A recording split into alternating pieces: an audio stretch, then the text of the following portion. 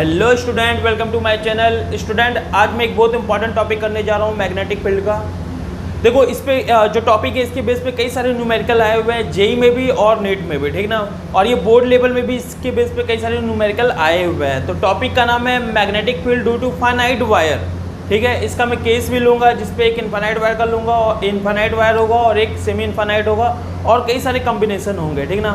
ये टॉपिक बहुत इंपॉर्टेंट है और आज मैं जो ड्राइव करवाऊंगा वो बायोट-सैवर्ट लॉ की हेल्प से मैं ये टॉपिक ड्राइव करवाने जा रहा हूँ। तो आज के लेक्चर में मैं पहले तो टॉपिक ड्राइव करवाऊंगा। देखो, जो आर्टिकल्स है ड्राइवेशन वो बहुत ज़्यादा इंपॉर्टेंट नहीं है, ऐसा नहीं कि इंपॉर्टेंट है, लेकिन बहुत ज़्यादा इंपॉर्टेंट नहीं है। लेकिन हाँ, इसके बेस पे न्यूमेरिकल बहुत ज़्यादा आए हुए हैं। न्यूमेरिकल बहुत अच्छे बनते हैं, चाहे वो बोर्ड लेवल पर हो चाहे कम्पिटेटिव एग्जाम में हो, ठीक ना। तो न्यूमेरिकल के लिए टॉपिक 5 स्टार टॉपिक है। तो ये टॉपिक पे कमांड होना बहुत ज़रूरी है और इसका जो एंड रिजल्ट आता है उसको अप्लाई कैसे करते हो वो भी आना बहुत ज़रूरी है, ठीक ना। तो इस पर हम कई सारे न्यूमेरिकल आज करेंगे। बेसिक से लेके एडवांस लेवल तक पूरा न्यूमेरिकल इस पे होगा, ठीक ना। पूरा कॉन्सेप्ट क्लियर हो जाएगा अगर लास्ट तक आप वीडियो देखते हो तो, ठीक ना। तो हम लोग वीडियो स्टार्ट करते हैं।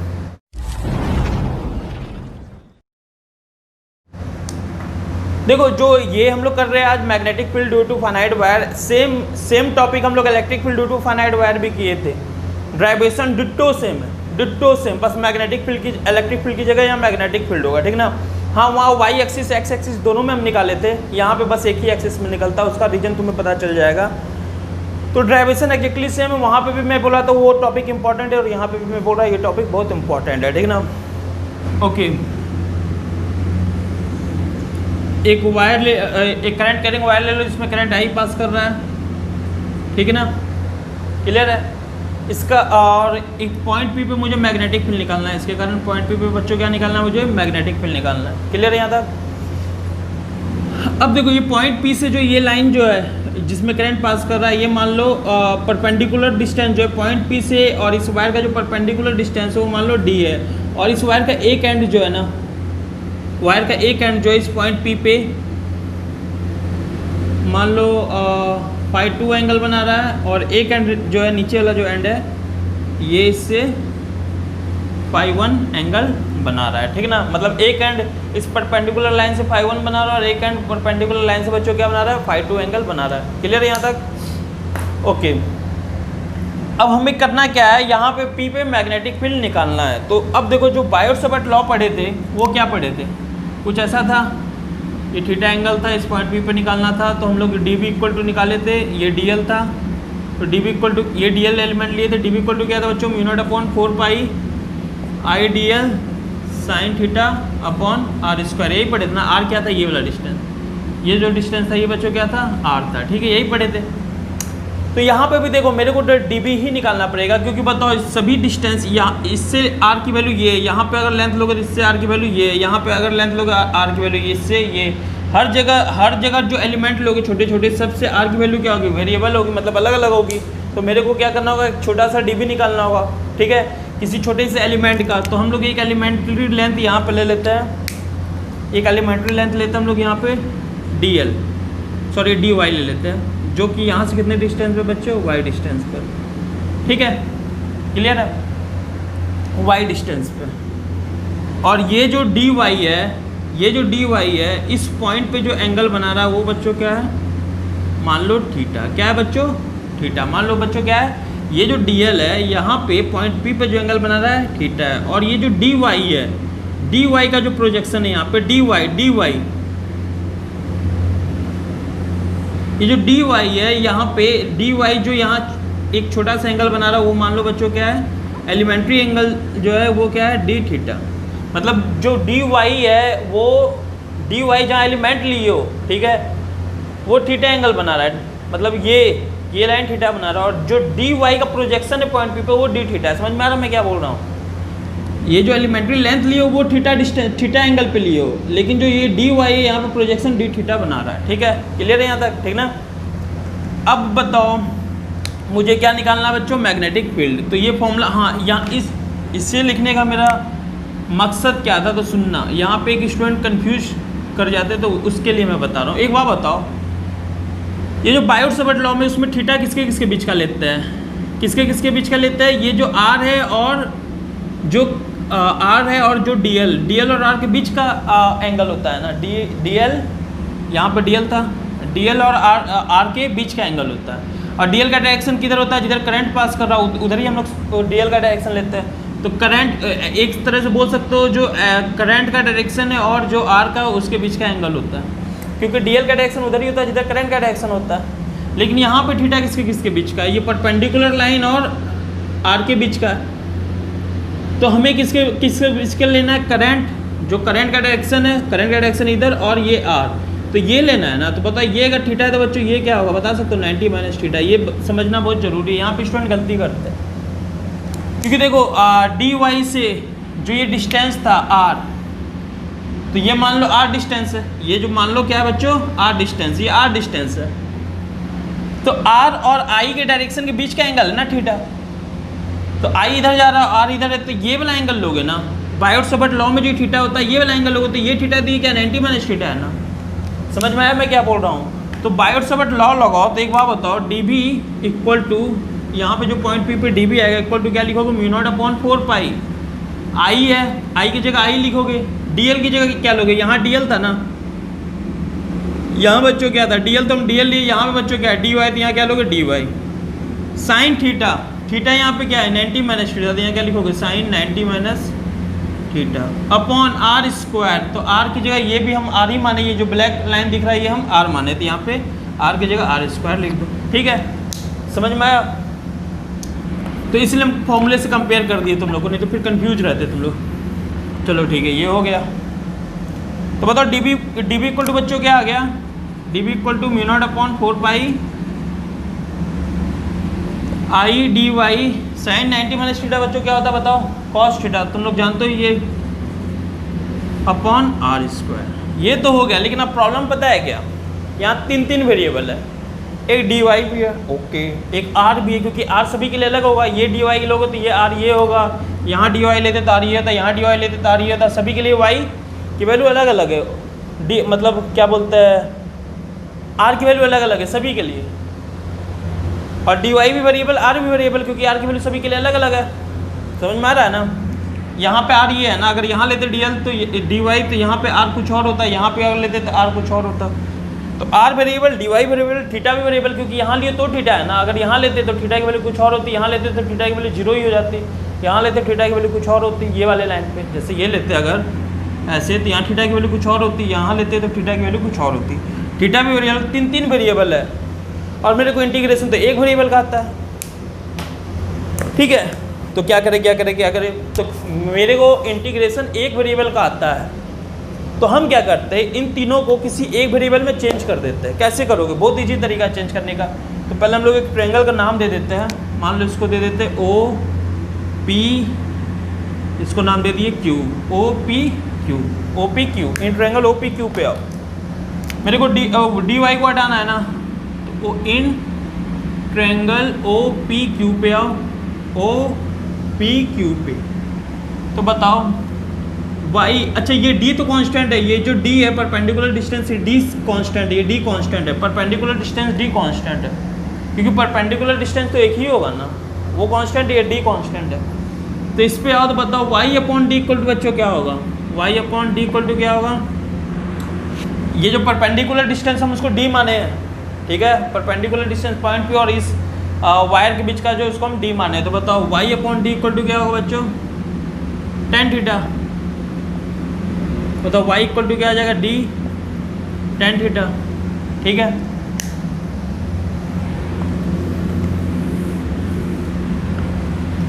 तो बताओ इसका डिफरेंस, मेरे को dy चाहिए तो इसका डिफरेंशिएशन कर दो थीटा के रिस्पेक्ट में। तो बताओ dy अपॉन d थीटा क्या आ गया, d थीटा, d कांस्टेंट है, tan थीटा का integration sorry differentiation, tan dy upon d theta, tan theta का डिफरेंशिएशन बताओ, सेकंड स्क्वायर थीटा, जानते हो तुम लोग ये तो।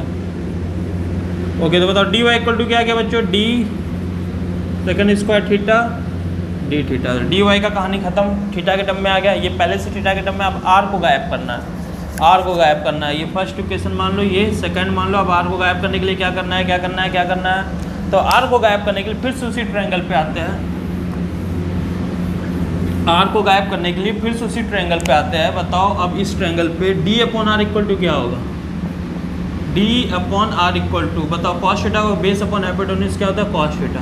तो इसको क्या लिखोगे बच्चों, कॉस थीटा। तो बताओ डी आर इक्वल टू क्या आ गया, डी अपॉन कॉस थीटा। याद आ रहा है, ये डेरिवेशन हम लोग पहले भी किए हुए, याद आ रहा होगा, धुंधा धुंधा से याद आ रहा होगा। ये क्या बन गया, थर्ड इक्वेशन।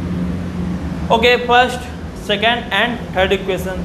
तो देखो आर की वैल्यू डी वाई की वैल्यू फर्स्ट इक्वेशन में पुट कर दो, put the value of equation third and second in equation first. तो कैसे करें, तो देखो D B equal to mu not upon 4 pi I, D Y की जगह क्या लिखेंगे, D sec square theta D theta.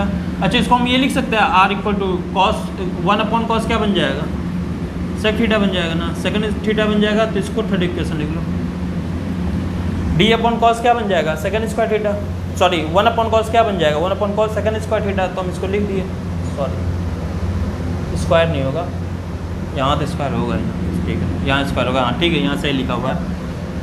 तो 1 अपॉन कॉस क्या हो जाएगा, सेकंड स्क्वायर सेकंड थीटा, समझे। R equal to D upon cos theta है, तो 1 अपॉन कॉस को क्या लिख सकते हैं, सेकंड थीटा। तो हम सेकंड थीटा लिखे हुए, तो आर इक्वल टू क्या आ गया, डी सेकंड थीटा।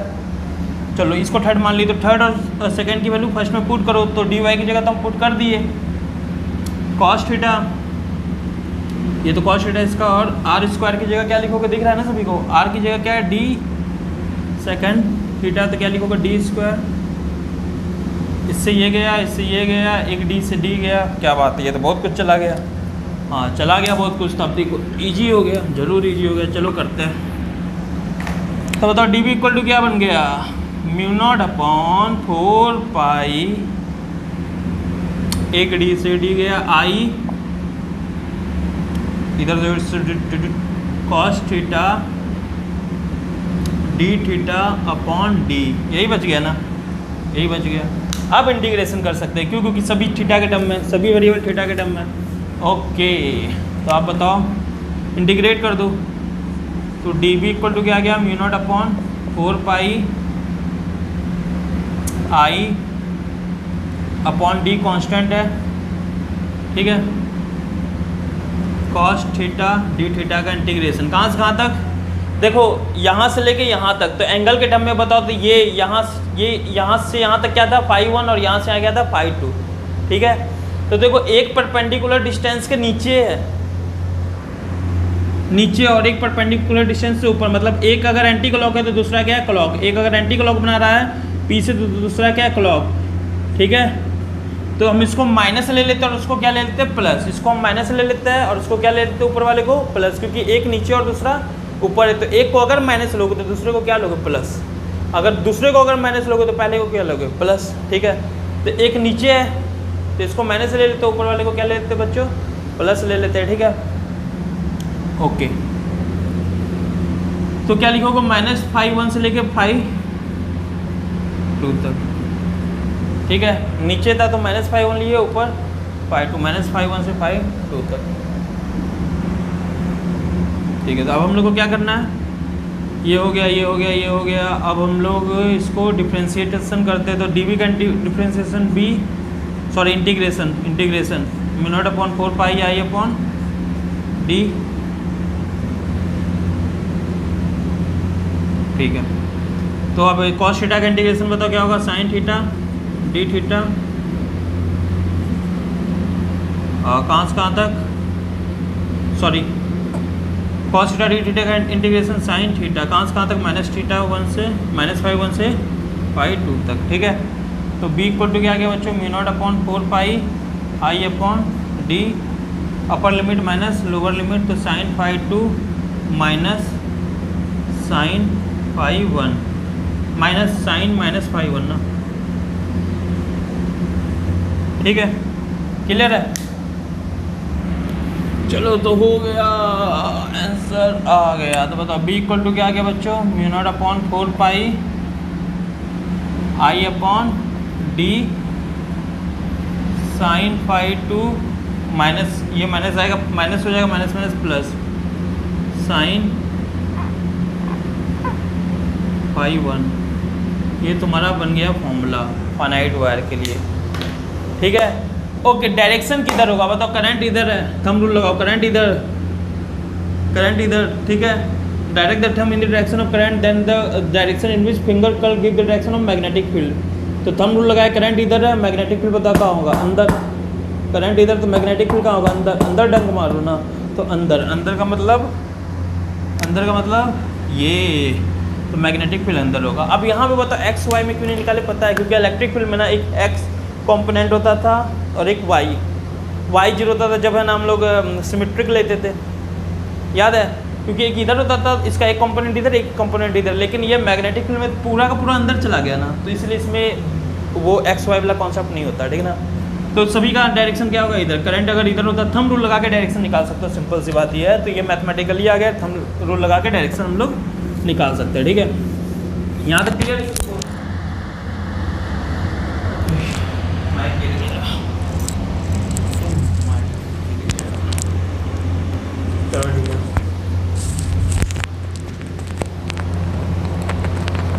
क्लियर है सभी को, ओके। तो इसमें आप कुछ बताना है, हाँ चलो ठीक है, यहाँ तक हो गया। अब ये आ गया फॉर्मूला। अब देखो, अगर ये इनफाइनाइट वायर होता, इनफाइनाइट का मतलब क्या होता है, समझ में आता है। इनफाइनाइट का मतलब नहीं कि बहुत बड़ा हो, ऐसा नहीं होता। इनफाइनाइट का मतलब होता है, ये जो तुम डी लिए थे ना, ये जो डी लिए थे ना, इसके रिस्पेक्ट में, डी के रिस्पेक्ट में लेंथ इसका क्या बहुत बड़ा हो। डी मान लो सेंटीमीटर में, 1 सेंटीमीटर, और ये जो वायर का लेंथ है वो मान लो 10 मीटर है। तो 1 सेंटीमीटर के सामने 10 मीटर मतलब 1000 सेंटीमीटर, बहुत बड़ा हो जाएगा ना, तो उसको हम लोग बोलते हैं infinite. Infinite is a relative terms, ठीक ना। तो बताओ, अगर ये इनफाइनाइट है तो बताओ ये ऑलमोस्ट कितना एंगल बना रहा है, 90 डिग्री बना रहा है, और ये वाला भी 90 डिग्री बना रहा है, ठीक है। तो अगर इनफाइनाइट है, for infinite B equal to क्या आ जाएगा, mu not upon 4 pi I upon D. ये 90, ये 90, साइन 90 प्लस साइन 90 कितना होता है बच्चों, साइन 90 1, साइन 90 1, 90 डिग्री ना दोनों साइड, साइन 91 साइन 91, 1 + 1 2, ये बन जाएगा mu not upon 4 pi 2 I upon D. ये क्या है, इनफाइनाइट के लिए। अब बताओ semi infinite. Semi infinite sir क्या होता है, सेमी इनफाइनाइट में बताता हूँ क्या होता है बच्चों, सुनो। सेमी इनफाइनाइट जो होता है ना, एक तरफ से बढ़ रहा होगा, एक तरफ से, जैसे ये देखो, इसका एक एंड जो है पी से कितना एंगल बना रहा है, 0। दूसरा एंड जो है सेमी इनफाइनाइट, एक एंड पी से कितना एंगल बना रहा है, 0। दूसरा ऑलमोस्ट 90 डिग्री, ठीक है। ऑलमोस्ट क्या बना रहा है दूसरा, 90 डिग्री, ठीक ना, 90 डिग्री ऑलमोस्ट बना रहा है, मतलब अप्रोच कर रहा है 90 डिग्री को, ठीक है ना। 89.9999 ऐसा कुछ हो सकता है, तो 90 डिग्री। तो सेमी इनफाइनाइट में बी इक्वल टू क्या लिखोगे, बताओ। एक एंड तो बताओ ये पी से 0 ही बना रहा है ना, इसलिए हम बड़ा बना के दिखाए थे। अगर पी यहाँ होता तो बताओ, एक एंड तो 0 ही बना रहा है। ये देखो, एक ब्लू लाइन और एक कहाँ गया, देखो, अगर P यहाँ होता तो देखो ये D है, ये क्या बच्चों D, और ये बताओ ये एक एंड यही इन ब्लैक से हम बना रहे हैं, कितना एंगल बना रहा है ब्लू से, ब्लू लाइन से ब्लैक लाइन कितना एंगल बना रहा है, 0। तो एक तो 0, दूसरा 90 डिग्री, ठीक है ना। बड़े में इसलिए दिखा दी, वहाँ पता चल रहा है कि 0 कैसे हो रहा है। तो बताओ, म्यू नॉट अपॉन 4 पाई क्या होता है फॉर्मूला, आई अपॉन डी। साइन एक तो 90 होगा और दूसरा बताओ प्लस साइन क्या होगा बच्चों, 0। तो ये कितना हो गया, B equal to mu not upon 4 pi sine 90 1 और ये 0, तो 1 + 0 1, तो क्या लिखोगा, आई अपॉन डी। ये क्या आ गया बच्चों, B. Mu naught upon 4 pi I upon D, ये सेमी इनफाइनाइट का केस है, ठीक है, क्लियर है। एक चीज़ देखो, जहाँ स्टूडेंट गलती करते हैं वो मैं बताता हूँ। ये बहुत माइनर गलती और स्टूडेंट करते हैं, 85% स्टूडेंट गलती यहाँ करेंगे बताने के बाद भी, क्योंकि ध्यान अगर नहीं दोगे तो फिर बताने के बाद भी ये गलती हो जाएगा, ठीक है। ये गलती देखो होता क्या है, तुम लोग को भी लगे हाँ ये गलती तो हो जाता होगा। देखो क्या है गलती, इसलिए ध्यान से सुनना, स्टार लगा देना कि यहाँ पे स्ट्रेस डाल देना, वहाँ पे यहाँ पे गलती होने का चांस है। देखो क्या मैं बताना चाहता हूँ, क्या देखो, पॉइंट P यहाँ पर है, तो बताओ इस लाइन को अगर एक्सटेंड करोगे तो परपेंडिकुलर डिस्टेंस तो ये हो गया ना, इस लाइन को अगर इन दोनों का परपेंडिकुलर डिस्टेंस चाहिए तो इस लाइन को पीछे कंस्ट्रक्शन लाइन से एक्सटेंड करो, कंस्ट्रक्शन लाइन बना दो यहाँ पे, यहाँ तक ही वायर है लेकिन कंस्ट्रक्शन लाइन बना दिए। तो अब देखो क्या है ना, क्वेश्चन में दे देगा ये वाला एंगल मान लो 30 डिग्री और यहाँ से जो बना रहा है ये हो गया तुम्हारा, मान लो ये भी 30 दिया हुआ है। तो बताओ ये जो A एंड है और B एंड है, तो अब जो लिखोगे B equal to μ0 upon 4 pi I upon D sine φ1 plus sine φ2। तो अब खुद से बताना, पहले तो ईमानदारी से बताओ तुम लोग का आंसर आ रहा है कि नहीं इसका, बताओ। मान लो φ1 A से बना रहा है एंगल, φ2 B से एंगल बना रहा है, तो what is the value of φ1 बता सकते हो कोई? What is the value of φ1 perpendicular से बताओ, ये लाइन कितना बना रहा है? ये वाला जो लाइन है जो AP है वो परपेंडिकुलर से कितना एंगल बना रहा है? 30 प्लस 30 कितना होता है? 60। तो यहाँ क्या लिखोगे? साइन 60। देखो ना ये 30 है ना, प्लस 30, यहाँ से देखोगे ना तो 60। यहाँ पे फिर ये लोग सही लिखते हैं, यहाँ पे कोई दिक्कत नहीं, गलती कहाँ होता है? अब बताओ जो दूसरा एंड है वो कितना एंगल बना रहा है? दूसरा एंड बताओ कितना एंगल बना रहा है, जल्दी बताओ कितना बना रहा है, बताओ 30 डिग्री। गलत, यहाँ पे ही गलती करते हो, वो साइन 30 लिख देते और ये गलत है। अब क्यों गलत है मैं बताता हूँ, ड्राइवेशन पे ध्यान देना, ड्राइवेशन पे ध्यान देना। ये जो एंड है ये θ1 φ1 था और ये वाला एंड बच्चों φ2 था। एक बात ध्यान दो, जब ड्राइवेशन कर रहे थे तो परपेंडिकुलर लाइन से जो φ2 लिए तो वो एंटी क्लॉकवाइज लिए थे ना, परपेंडिकुलर लाइन से वो बता किधर जा रहा है? ऐसे, वो देखो किधर जा रहा है? ऐसे, ऐसे जा रहा है ना। देखो थोड़ा बड़े में बनाते हैं, देखो ये φ2 जो लिए थे परपेंडिकुलर लाइन से वो कैसा लिए थे? एंटी क्लॉक था, ये ऐसे जा रहा था, ये φ2 था, और ये क्लॉक था, ये φ1 था। तो बताओ ये जो 60 डिग्री लियो φ1, ये परपेंडिकुलर से क्या है? क्लॉकवाइज, और ड्राइवेशन के टाइम भी क्लॉकवाइज लिए थे, क्लॉकवाइज लिए थे। तो सही है, 60 डिग्री में कोई गड़बड़ नहीं है। लेकिन अब यहाँ देखो ये जो 30 डिग्री तुम ले रहे हो यहाँ पे जो साइन 30 ले रहे हो ये टोटली गलत है। क्यों बताते हैं, देखो अब जो परपेंडिकुलर लाइन से है, परपेंडिकुलर लाइन से बताओ हम लोग किधर जाते हैं? Anti clock. परपेंडिकुलर लाइन से कहाँ जाते हैं? φ2 के लिए एंटी क्लॉक। परपेंडिकुलर लाइन से कहाँ जाते हैं? φ के लिए एंटी क्लॉक। परपेंडिकुलर लाइन से कहाँ जाते हैं? Anti clock. और यहाँ पे देखो ये परपेंडिकुलर लाइन और ये BP जो है वो इसका काम कर रहा है यहाँ BP और परपेंडिकुलर लाइन से एंटी क्लॉक। यहाँ बताओ BP और परपेंडिकुलर लाइन ये, तो बताओ परपेंडिकुलर लाइन से कहाँ जा रहे हो बच्चों? क्लॉक या एंटी? सर क्लॉक जा रहे हैं। तो अगर एंटी को तुम पॉजिटिवली एंटी को, हाँ जब तुम एंटी क्लॉक जा रहे थे तो यहाँ पे φ2 ले रहे थे, एंटी क्लॉक जा रहे थे तो यहाँ φ2 ले रहे थे, लेकिन अब यहाँ पे क्लॉक जा रहा है तो यहाँ क्या लोगे? -φ2। फॉर्मूले के हिसाब से ड्राइव किए थे तो एंटी क्लॉक जा रहा था तो यहाँ हम φ2 लिए।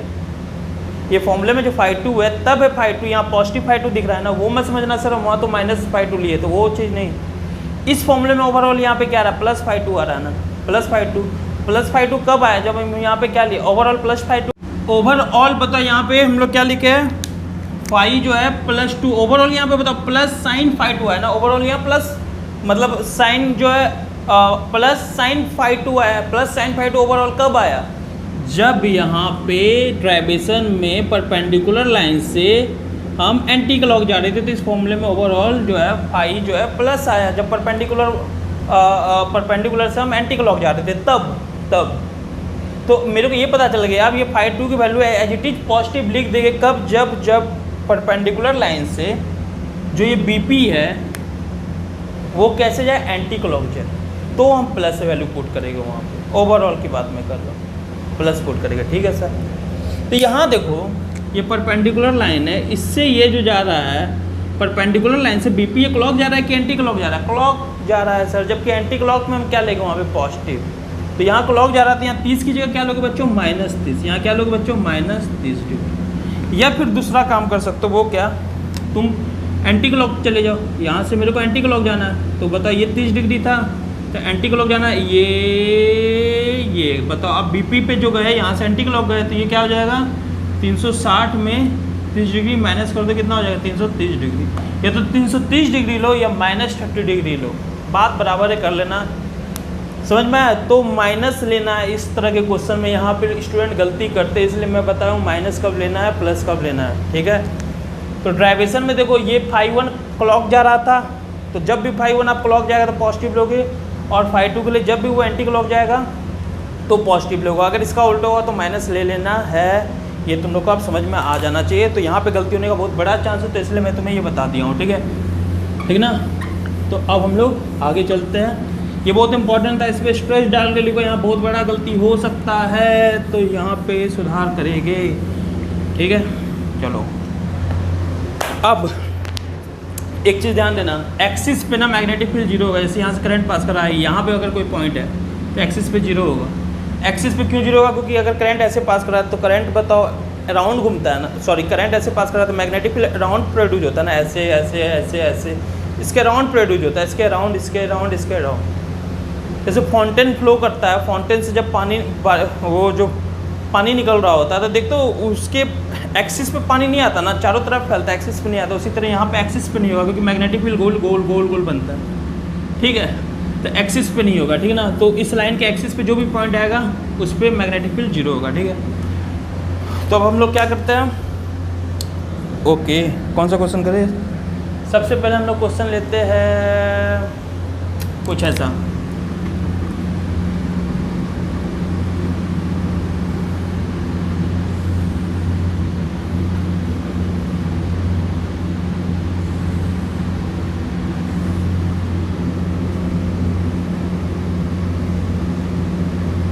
इस पॉइंट पी पे मुझे मैग्नेटिक फील्ड निकालना, आई करंट इधर आया, इधर ऐसे गया, फिर इधर से निकल गया, इस पॉइंट पी पे बोल रहा है ये 60 डिग्री है। तो देखो यहाँ पे एक दो मेरे को वायर दिख रहा है और एक सर्कुलर, दो स्ट्रेट वायर दिख रहा है और एक सर्कुलर।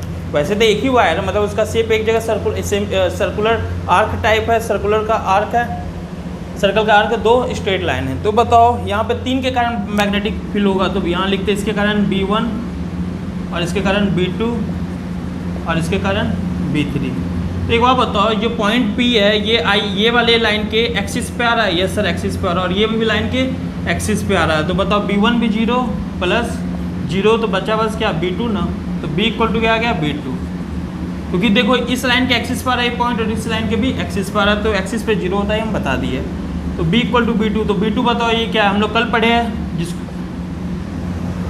ये लास्ट लेक्चर में हम बता दिए सर्कुलर का पूरा कॉन्सेप्ट। तो सर्कुलर के लिए तुम डिस्क्रिप्शन में लिंक होगा, जो नहीं देखे हो जाके लिंक डिस्क्रिप्शन में लिंक है, वहाँ पे जाके देख सकते हो सर्कुलर कैसे किए थे। बताओ μ0 upon 4 pi 2 pi I upon क्या बताया था बच्चों फॉर्मूला? अच्छा मान लो इसका जो रेडियस है, ये वाला जो डिस्टेंस है, ये मान लो r दिया हुआ, यहाँ से यहाँ तक का डिस्टेंस दिया हुआ है, तो 2 पाई आई अपॉन r लिखोगे, थीटा अपॉन 360, यही पढ़े हो ना। तो b इक्वल टू क्या गया, μ0 upon 4 pi 2 pi I upon r, theta कितना बच्चों बताओ 7 डिग्री, तो 60 अपॉन 360, इसको सॉल्व कर लो, कहानी खत्म, ठीक है। एक तो ये क्वेश्चन था, okay. Direction direction direction, current ऐसे घूम रहा है तो अंगूठा कहाँ जा रहा है? देखो अगर ये करंट का डायरेक्शन बताएगा तो अंगूठा मैग्नेटिक फील्ड का, अगर अंगूठा करंट का डायरेक्शन बताएगा तो ये मैग्नेटिक फील्ड का, याद रखना। तो बताओ अब करंट घूम रहा है ना, तो जब घूम रहा है तो फिंगर को कर्ल करो इन the direction of magnetic current, in the direction of current. अगर करंट घूम रहा है तो फिंगर को कर्ल करो इन द डायरेक्शन ऑफ करंट, तो ऐसे, तो मैग्नेटिक फील्ड अंदर। अगर करंट सीधा है तो करंट के डायरेक्शन में अंगूठा ले जाओ तो ये मैग्नेटिक फील्ड बताएगा। तो बताओ ये करंट तो मैग्नेटिक फील्ड का है अंदर, तो यहाँ पे लिख देना क्रॉस, क्रॉस का मतलब अंदर होता है, ये पहले लेक्चर में हम बता चुके हैं, ठीक है ना, इससे पहले वाले लेक्चर में। तो ये हो गया। आप कौन सा क्वेश्चन करें? अब ये वाला करते हैं।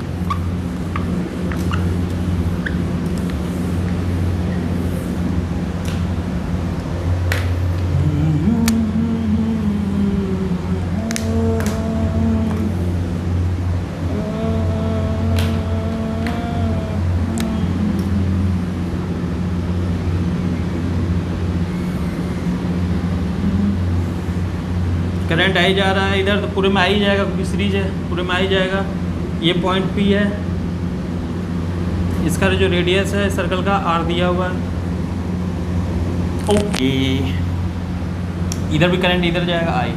तो एक बात बताओ, यहाँ पे क्या दिख रहा है? दो स्ट्रेट इधर ये 2 स्टेट दिख रहा है ना, और एक आर्क। तो बताओ फिर से B इक्वल टू क्या लिखोगे, B1 plus B2 plus B3, इसके कारण B1, इसके कारण B2, इसके कारण B3, खत्म।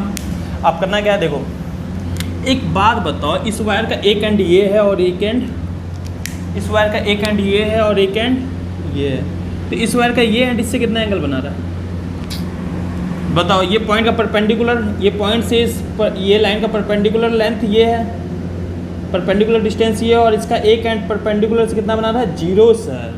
और एक अच्छा ये ऐसे दिया हुआ था इन्फानाइट, इधर भी इन्फानाइट, ये भी इन्फानाइट दिया हुआ था, ये भी इन्फानाइट, या फिर डॉटेड दे देता है, ऐसे भी दिख कर सकता है, तो समझ लेना इन्फानाइट है। ये कितना एंगल बना रहा है सर, 0। उस तरह इसका बताओ, ये वाला लेंथ 0, तो ये दोनों बताओ, ये वाला B1 और B3 जो निकल रहा है जिससे, ये दोनों सेमी इन्फानाइट की तरह एक्ट कर रहा है। यस सर, क्यों? क्योंकि इसका एक एंड 0 बना रहा है, दूसरा एंड 90 डिग्री, क्योंकि इन्फानाइट है तो दूसरा एंड 90 बनाएगा ना। ये देखो इसका भी वही हो रहा है। ओके, तो मेरे को पता चल गया इसमें क्या फॉर्मूला लगाओ, μ0/4 पाई, सेमी इन्फानाइट क्या लगाओगे, I/, पता ये अगर R है तो ये भी R होगा। यस सर, और ओके B1 तो निकाल दिए, चलो पहले हम लोग अभी B1 निकालते हैं। B1 कितना आ गया, μ0/4 पाई I/R। अब B2 निकालते हैं। B2 क्या बताओ, आर्क, सबका डायरेक्शन अभी हम बता रहे कैसे निकलता है। B2 इक्वल टू क्या आ जाएगा, μ0/4 पाई 2 पाई I/R इंटू θ/360। थीटा कितना बताओ, 180 डिग्री, तो 180 डिग्री अपॉन 360 कितना हो गया, 1/180 है ना थीटा, तो 180/360 1/2, तो बताओ ये क्या लिखोगे, 1/2। B2 आ गया। B3 पे आओ, B3 भी सेमी इन्फानाइट है, क्या लिखोगे, μ0/4 पाई 2 पाई I/R, ये सेमी इन्फानाइट का फॉर्मूला है, ये भी डिस्टेंस R होगा। ओके, अब डायरेक्शन देखो, ये B1 है, सॉरी इधर I1 है, तो बताओ I1 इधर है,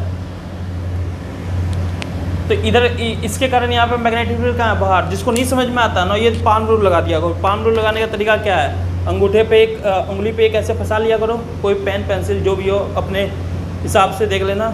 और दूसरा क्या है, अंगूठे को इधर ले जाया करो, अंगूठे को करंट की ओर। तो बताओ ये पेन किधर जा रहा है, बाहर ना, तो इसके कारण मैग्नेटिक फील्ड बाहर है। अब इसके लिए करंट इधर, फिर इसमें फंसाओ, तो बताओ इस पॉइंट पे मैग्नेटिक फील्ड इधर, तो मतलब इसके कारण मैग्नेटिक फील्ड इधर, इसके कारण भी इधर। देखो जो थंब रूल लगा सकते हो तो देख लो, तुम लोग को दिख नहीं रहा है, इसलिए पाम रूल लगा दिए। देखो करंट इधर, मैग्नेटिक फील्ड करके देख लेना ना तुम लोग, इधर बाहर। इसी तरह यहाँ देखो, करंट इधर, मैग्नेटिक फील्ड बाहर। वैसे दूसरा तरीका देखो क्या है, ये है ना करंट इधर, तो बताओ ये वायर के ऊपर मैग्नेटिक फील्ड कहाँ दिखा रहा है, अंदर, डंक अंदर मार रहा है तो अंदर होगा। अगर यहाँ अंदर है तो कंफर्म इसके इस साइड बाहर होता है। जैसे एक वायर है, इधर करंट का अंदर, तो कंफर्म इस साइड क्या होगा, बाहर। बाहर वाले में उंगली थोड़ा ज़्यादा घुमाना पड़ता है कभी कभी, तो उस हिसाब से तुम चेक कर सकते हो। बताओ इधर क्या है, अंदर, तो इस साइड क्या होगा, बाहर। इस तरह इसमें देखो, इधर क्या है, अंदर, तो इधर क्या होगा, बाहर। जो भी रूल लगाना लगा लो, सब एक ही रूल है वैसे तो। इसके कारण भी बाहर, इसके कारण भी बाहर।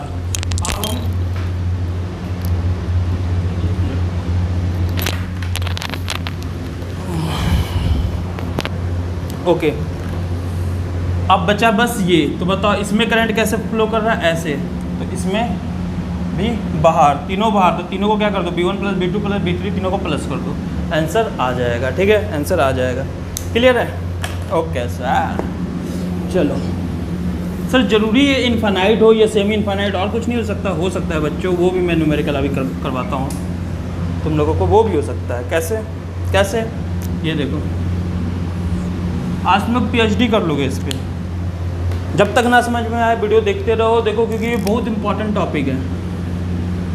मैग्नेटिक फील्ड जानते हो, स्टूडेंट को टफ लगता है करंट, इलेक्ट्रिसिटी या इलेक्ट्रोस्टेट से। वैसे तो मेरे को करंट इलेक्ट्रिसिटी सबसे ईजी लगता है, देखा जाए तो। जो भी मेरे को ही मैग्नेटिक फील्ड इलेक्ट्रोस्टेट से तो बहुत ईजी लगता है, क्योंकि इलेक्ट्रोस्टेट में कैलकुलेशन जो होता है ना, कैलकुलेशन थोड़ा लंबा जाता है। मैग्नेटिक फील्ड का हर कैलकुलेशन बहुत ईजी होता है, बहुत ईजी। बस इसमें प्रॉब्लम क्या है ना, डायरेक्शन। स्टूडेंट डायरेक्शन नहीं निकाल पाते, कॉन्सेप्ट पता रखो, मैग्नेटिक फील्ड बहुत ईजी है मेरे लिए। मैग्नेटिक फील्ड सबसे ईजी नहीं, करंट इलेक्ट्रिसिटी मेरे लिए सबसे ईजी है। उसके बाद देखा जाए तो मैग्नेटिक फील्ड, ठीक है ना, मतलब ये पहले बुक में, वैसे तो चलो कोई बात नहीं। ओके हाँ, ये करंट आई जा रहा था, पूरे में आई जाएगा। ये स्क्वायर है, पॉइंट पी पे निकालना है। सर ये कैसा क्वेश्चन दे दिए, ये आप बताओ इसमें है ऐसे, पता है इसके कारण भी करंट अंदर, चारों के कारण करंट अंदर ही होगा, करके देख लेना। देखो इसमें भी, इधर वैसे भी देखो, कोई भी क्लोज कॉइल हो ना, क्लोज कॉइल और करंट सीरीज में हो, सभी करंट सीरीज में हो, सभी में करंट सीरीज, सभी वो जो है साइड सीरीज में हो, जैसे ये सीरीज में है, तो एक अगर अंदर है तो सब अंदर ही होगा, जैसे एक अंदर है तो बाकी भी अंदर होगा। कब अलग होता तो तब इस समय अलग होगा, जैसे यहाँ से आ रहा हुआ है, ये भी क्वेश्चन अभी हम करवाएंगे। तो आप बताइए ये सीरीज में नहीं है, क्योंकि ये जो है ये तीनों सीरीज में, इधर से पानी गिरा है, ये पानी इधर भी गया, इधर भी गया, इधर भी गया, लेकिन अब यहाँ रास्ता भटक रहा है ना, अलग हो रहा है रास्ता, तो यहाँ नहीं होता, यहाँ पे नहीं बोल सकते। ये जिधर ये तीनों का तो सेम होगा, ये इसके कारण अगर अंदर जा रहा है तो ये तीनों का अंदर जाएगा, लेकिन बताओ इसमें करंट इधर जा रहा है ना, ये तीनों तो सीरीज में, ये लेकिन सीरीज में नहीं, ये करंट में पड़े हुए तुम लोग, तो इसमें नहीं बोल सकते कि सबके कारण अंदर होगा। लेकिन यहाँ पे बताओ इसमें करंट इधर जा रहा है तो इधर भी, इधर इधर भी, इधर इधर भी, इधर, तो इसके एक के कारण अगर अंदर, सबके कारण अंदर होगा, या तो फिर थंब रूल लगा दो, देखो घूम रहा है करंट तो अंदर, मैग्नेटिक फील्ड अंदर। तो कैसे करना है, कैसे करना है, कुछ नहीं, तो एक एंड ये है, एक एंड ये है। एक बात बताओ, स्क्वायर है तो ये स्क्वायर में दो डायगोनल कितना एंगल बनाता है, दो डायगोनल कितना एंगल बनाता है, 90 डिग्री, पता है ना 90 डिग्री बनाता है। तो दो डायगोनल अगर ये पूरा का पूरा 90 है तो ये 45 डिग्री होगा बच्चों, और ये भी कितना होगा 45 डिग्री, ठीक है। तो बताओ बी, एक के कारण पहले निकालते, बी इक्वल टू क्या होगा, μ0/4 पाई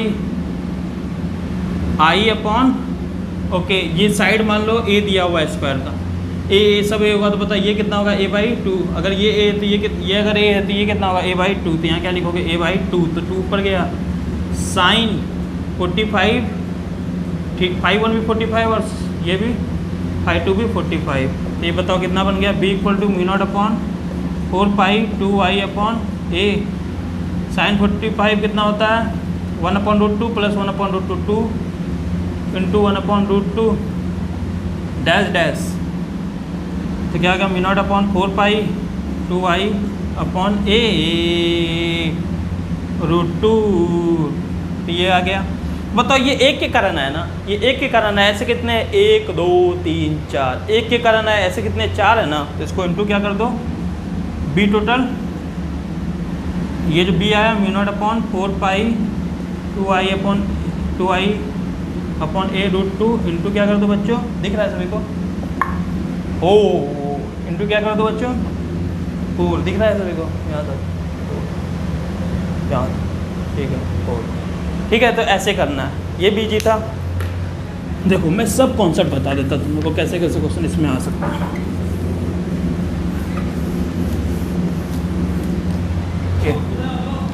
हाँ तो देखो हम लोग कहाँ थे, अब हम लोग करेंगे कौन सा क्वेश्चन, हम लोग क्या क्या किया अभी, ये ठीक है।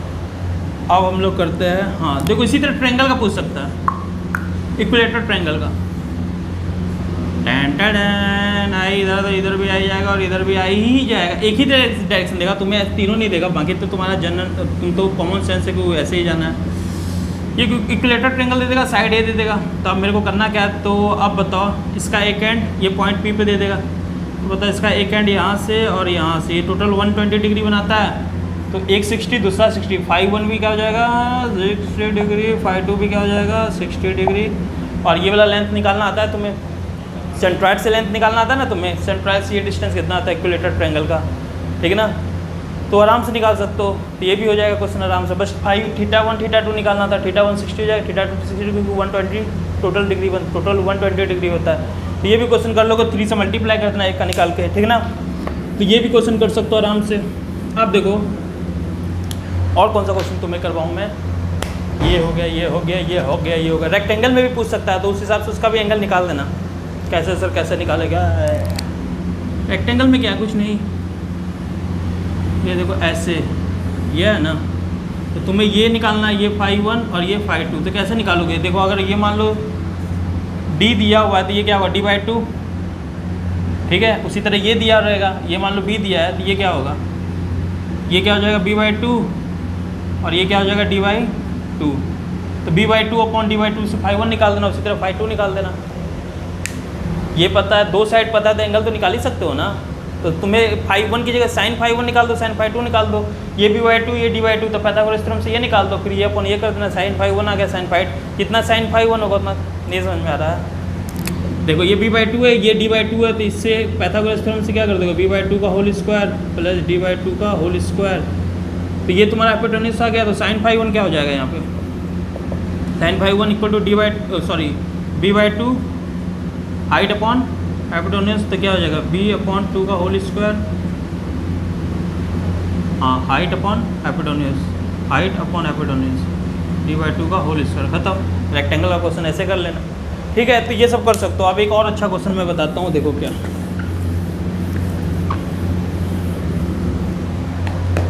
देखो कुछ ऐसा,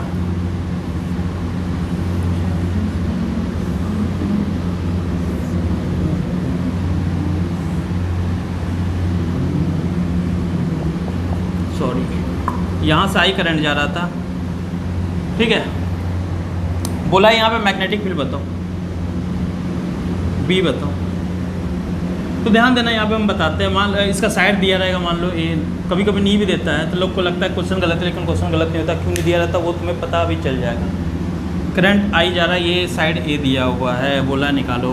तो एक बात बताओ, स्क्वायर है, एक बात बताओ, ये करंट इलेक्ट्रिसिटी और मैग्नेटिज्म दोनों का नॉलेज इसमें होना चाहिए। बताओ यहाँ पे अगर आर, यहाँ इसका रेजिस्टेंस अगर आर होगा तो इसका भी क्या होगा बच्चों, आर होगा, और इसका भी क्या होगा बच्चों, आर होगा, और इसका भी क्या होगा बच्चों, आर होगा। पता है यहाँ से जो आई जा रहा है ये दो तरफ डिवाइड होगा, एक तो इधर और एक इधर। तो इधर कितना जाएगा, तो बताओ current is inversely proportional to R होता है ना, current is inversely proportional to R, जिधर आर कम उधर करंट ज़्यादा। किस रेशियो में, तो बताओ यहाँ 3R है, एक आर आर आर, ऊपर क्या 3R, नीचे क्या है आर। डिस्ट्रीब्यूशन मेथड हम बताए हुए, तो अभी हम टाइम पास इस पर नहीं करते कैसे हुआ, तो तुम लोगों को अब खुद पता चल जाएगा। आर आर आर, 3R है, इधर आर है। तो इस करंट का टोटल पार्ट कितना, टोटल 4, 1 2 3 4 दिख रहा है ना, 4 में से 3 एक तरफ और एक अकेला एक तरफ। इन्वर्सली है, तो जिधर ज़्यादा रेजिस्टेंस उधर कम जाएगा, जिधर कम उधर ज़्यादा जाएगा। तो बताओ इधर कितना जाएगा, इधर जाएगा 3I/4। कैसे किए तो हम बता देते हैं, ये 3 ऊपर वाला R अपॉन टोटल R, इस पे निकाल लो तो ऊपर वाला R लोगे, क्योंकि इन्वर्सली है 3R। हम बताए हुए तुम लोगों को करंट इलेक्ट्रिसिटी में distribution method, 3R upon total R। Total R कितना, R 4R है टोटल R। आप सीरीज वाला मत कर देना, टोटल R कितना है, R R R R। अब बोलोगे सर ये तो सीरीज में नहीं, हम टोटल R की बात कर रहे हैं, ठीक है। इक्विवेलेंट की बात नहीं कर रहे, टोटल R की बात कर रहे हैं, इक्विवेलेंट की बात नहीं कर रहे, ठीक है। R R R 4R into क्या करते हैं I, तो R से R कट गया था, देखो 3/4 I इधर आया। ये कैसे आया हम करंट में बताए हुए, तो करंट के लेक्चर में जाके मेरा देख लो, वीडियो पता चल जाएगा। इधर जाएगा 3I/4 और इधर कितना जाएगा बताओ, I/4। अब ये कैसे निकाले, तो एक तो वो माइनस करके देख सकते हो I में, दूसरा देखो इस पे निकाल रहे हो ना, तो इसका रेजिस्टेंस लोगे R अपॉन टोटल रेजिस्टेंस कितना है, 4R into I dash dash, तो क्या आ गया I/4। तो इधर I/4 जा रहा है, तो तीनों में I/4 जा रहा है। तो अब देखो हम लोग करते हैं क्या, ये बहुत अच्छा क्वेश्चन है, करंट इलेक्ट्रिसिटी और इसका दोनों का मिला के। तो इधर I/4 है, इधर ये तो पता चल गया, ये सभी को पता चल गया ना। अब रेजिस्टेंस को थोड़ा इरेज कर देते, गंदा लग रहा है देखने में। तो अब मेरे को ये बात पता चल गया कि इधर I/4 जा रहा है, और बच्चों इधर कितना जा रहा है, 3I/4।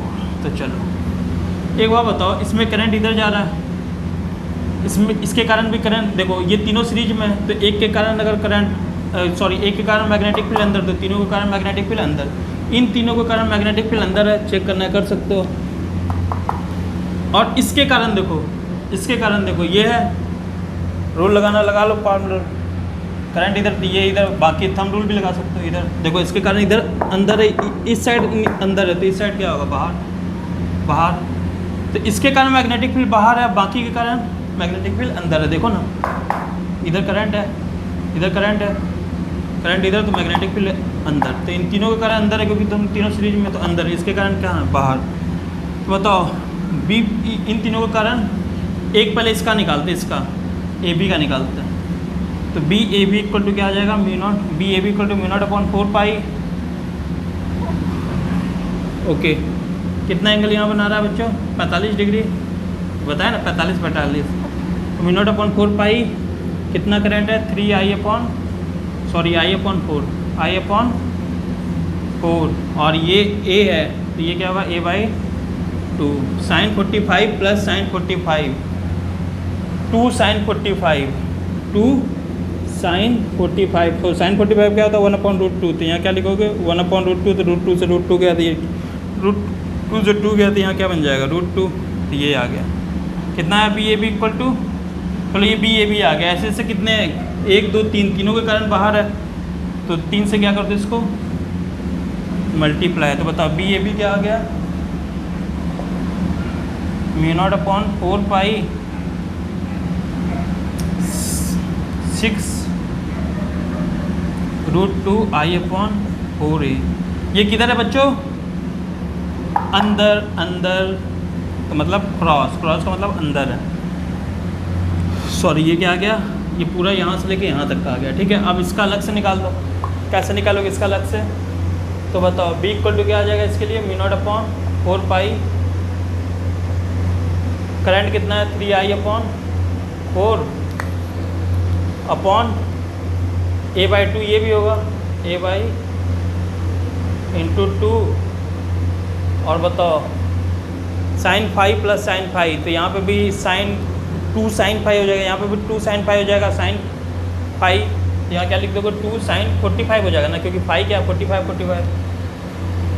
तो क्या बन गया यहाँ पे? B equal to mu not upon 4 pi 6 I 4A sine 245 1/√2 √2 हो गया, 1/√2 2/1/√2 क्या है? √2।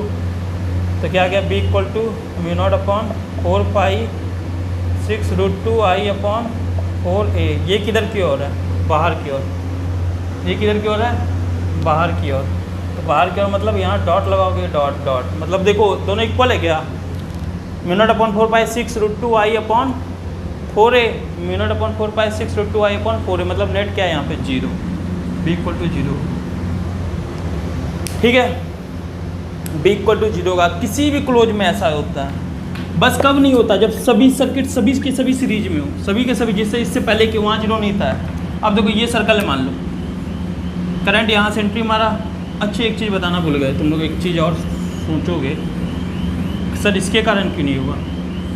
1 2 3 4 के कारण तो निकाल दिए, लेकिन इसके कारण क्यों नहीं निकाले? ये लाइन OA और CD के कारण क्यों नहीं हुआ? ये पूछोगे। ठीक है, OA और CD के कारण सर क्यों नहीं हुआ? तो देखो ये ना पॉइंट P यहाँ पे था ना, तो बताओ ये इसके एक्सिस पे आ रहा था। नहीं आ रहा तो बना दो। वैसे एक्सिस पे आ रहा था वो लाइन, तो हम स्केल से नहीं बनाए इसलिए थोड़ा सा इधर उधर हो गया।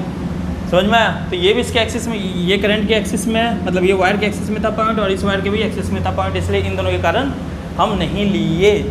हाँ, तो हम क्या बता रहे थे? कोई भी हो ना ऐसा, जैसे ये सर्कल, यहाँ से करंट एंट्री मारा और यहाँ से करंट निकल गया। ये भी कई बार क्वेश्चन आया हुआ है कॉम्पिटेटिव एग्जाम में। तो यहाँ पे आंख बंद करके B इक्वल टू 0 कर दो। बताओ ये पूरा लेंथ सीरीज में है? नहीं, क्योंकि इधर करंट कुछ और हो जाएगा, इधर करंट कुछ और जाएगा, तो पूरा सीरीज में नहीं है ना। जब सीरीज में ना हो, क्लोज सर्किट हो, 0, चाहे कैसा भी हो, चाहे ऐसा दे दे।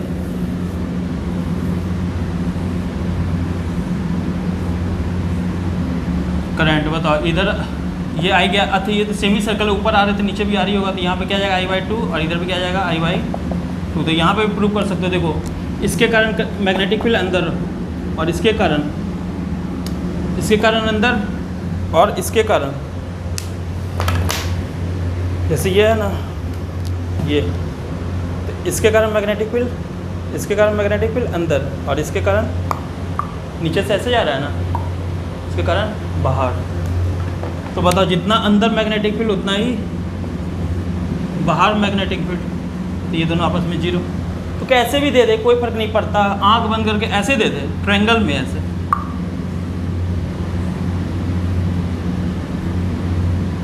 इस पॉइंट P पे पूछा मैग्नेटिक फील्ड 0, उस समय सर क्यों नहीं 0? क्योंकि देखो यहाँ पे करंट अगर आ ही जा रहा है, तो यहाँ पे ये इधर जाएगा एक करंट इधर जाएगा। बताओ ये दोनों सीरीज में, लेकिन ये सीरीज में नहीं है ना, जब सब सीरीज में हो तो जीरो नहीं होता, लेकिन जब ऐसे हो तो जीरो होता है। कब जीरो नहीं होता अब बताओ? इसमें करंट दो डायरेक्शन में जा रहा है, किधर एक इधर पार्टीशन हो रहा है, मतलब कि पूरा सीरीज में नहीं है। कब जीरो नहीं होता? यही ट्रायंगल वाला भी क्वेश्चन जो कि यहाँ जीरो नहीं था, क्योंकि ये सीरीज में तीनों, इधर भी आई, इधर भी आई और इधर भी आई, तीनों में आई, सीरीज में तो यहाँ जीरो नहीं होता, बाकी उधर जीरो होता है। समझ में आती? ये कॉन्सेप्ट था मैग्नेटिक फील्ड के क्वेश्चन को अटैम्प्ट करने का। तो देखो ये टॉपिक के, इस टॉपिक पे आप जितने भी क्वेश्चन आएंगे सब तुम आराम से कर सकते हो। ना समझ में आए दोबारा वीडियो देखो, इससे बेस्ट वीडियो नहीं मिलेगा इस टॉपिक पे, ठीक है? ये बेस्ट है, मैं सभी टॉपिक इस पे कवर कर दिया हूँ, जो कि इस टॉपिक से रिलेटेड जैसे भी क्वेश्चन आते हैं तो तुम्हें आराम से यहाँ से क्लियर हो जाएगा। क्लियर है? कोई और वीडियो देखने की जरूरत नहीं है, आराम से करो। ये वीडियो देख कर आराम से कर सकते हो। ना समझ में आए दोबारा देखो, पूरा कॉन्सेप्ट क्लियर रहेगा। देखो इस टॉपिक पे कंफर्म है, जेई और नीट में एटलीस्ट एक क्वेश्चन तो होंगे, और बोर्ड में भी इस पे क्वेश्चन होता है, ठीक है? तो अब मैं मिलता हूँ आपको। अगर वीडियो पूरा अच्छे से समझ में आ गया हो तो ज़रूर लाइक सब्सक्राइब करना मेरे चैनल को, और बेल आइकन दबा देना, क्योंकि मैं लगातार वीडियो अपलोड कर रहा हूँ इस तरह के, तो नोटिफिकेशन आपको मिल जाएगा। और पूरा अच्छे से समझ में आ गया हो तो अंडरस्टूड तो कमेंट में ज़रूर लिखना, और भी अच्छे कमेंट्स कर सकते हो, आपके मन पर है। तो अब मैं मिलता हूँ आपको नेक्स्ट वीडियो में, तब तक के लिए bye bye, take care, stay safe and जय हिंद, जय भारत।